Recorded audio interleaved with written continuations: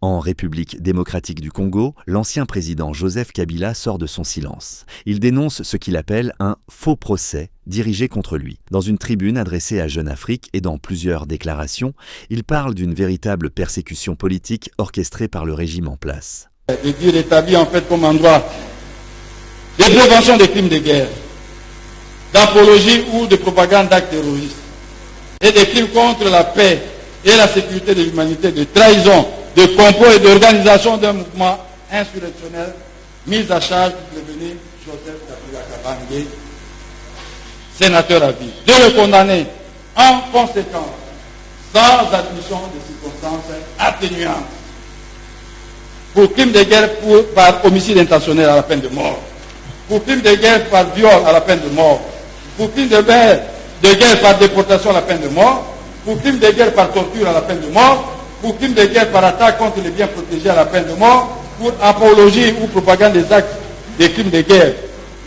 Puis si on parle de la moitié de la peine prévue pour ces différents actes, n'est-ce pas? La moitié de la peine. Là, je prends 20 ans pour trahison à la peine de mort. Accusé par la justice militaire de trahison, de crimes de guerre, de viol, de torture et de complicité avec les rebelles du M23, Kabila affirme que ces poursuites sont illégales, politiquement motivées et visent à museler l'opposition tout en détournant l'attention des échecs du gouvernement.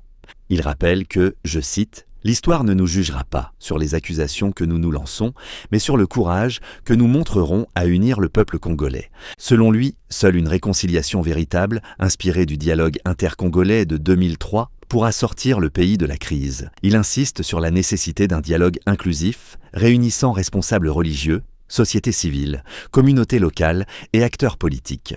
Dans ses interventions, Kabila accuse aussi le pouvoir d'instrumentaliser la justice pour masquer la corruption, le tribalisme et le pillage des ressources minières. Il met en garde contre des conséquences dramatiques pour la RDC et toute la région des Grands Lacs. Face à ces accusations, le gouvernement réagit fermement. Le vice-premier ministre de l'Intérieur, Jacquemain Chabani, estime que Joseph Kabila se moque des victimes en parlant de réconciliation, alors que son régime est accusé d'avoir provoqué la violence dans l'est du pays. Monsieur Kabila, ancien président de la République démocratique du Congo, ne peut pas se permettre aujourd'hui de dire que Kinshasa ne favorise pas le dialogue, pendant que lui, ancien président de cette République, bénéficiant d'une loi qui lui donne des privilèges, pas des moindres, mais aussi des obligations, a pris les armes contre la République. Et ça, ce n'est plus un débat.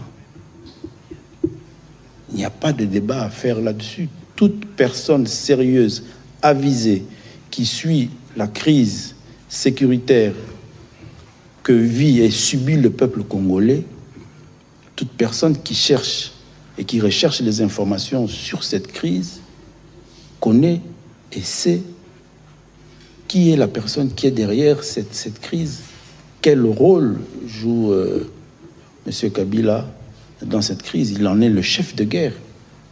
Alors vous ne pouvez pas prendre les armes pour réclamer un dialogue.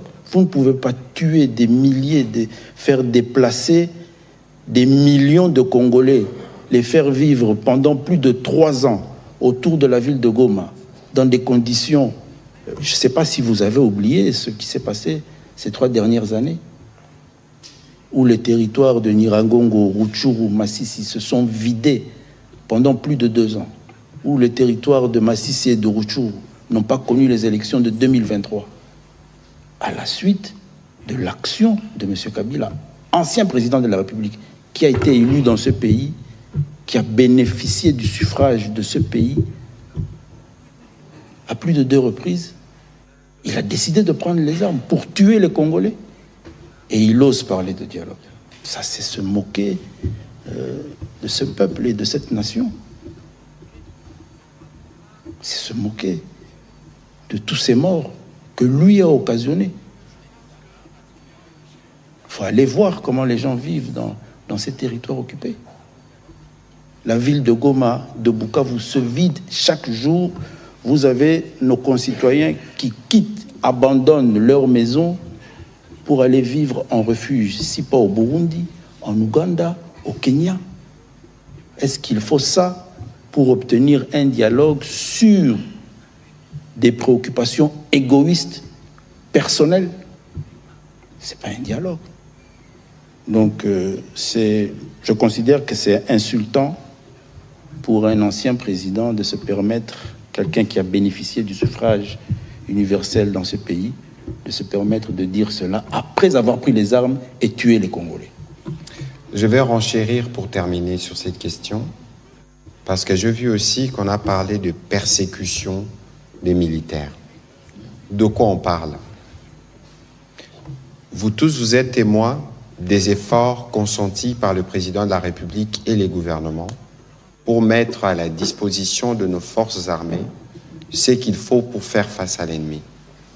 Mais lorsqu'on constate qu'il n'y a pas de résultats escomptés, alors que les moyens ont été mis à disposition, comment voulez-vous parler des persécutions lorsque l'on pense que la justice qui fonctionne, parce qu'il y a toujours une phase préjuridictionnelle, pour arriver à démêler ce qui est à la base de ce que nous constatons sur le terrain.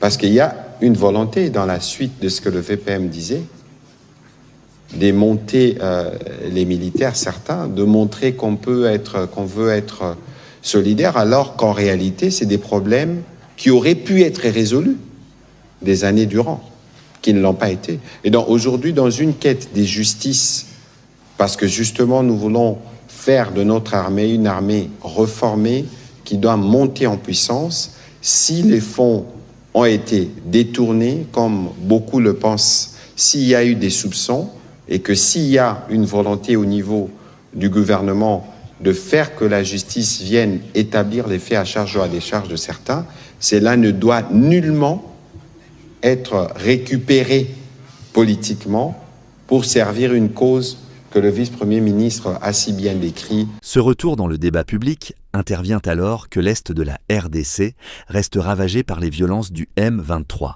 des ADF, des FDLR. Les minerais stratégiques comme le coltan et le cobalt continuent d'attiser les convoitises, tandis que la scène politique demeure polarisée. Pour Joseph Kabila, les accusations portées contre lui ne sont qu'un écran de fumée destiné à consolider le pouvoir en place et à préparer une éventuelle révision de la Constitution.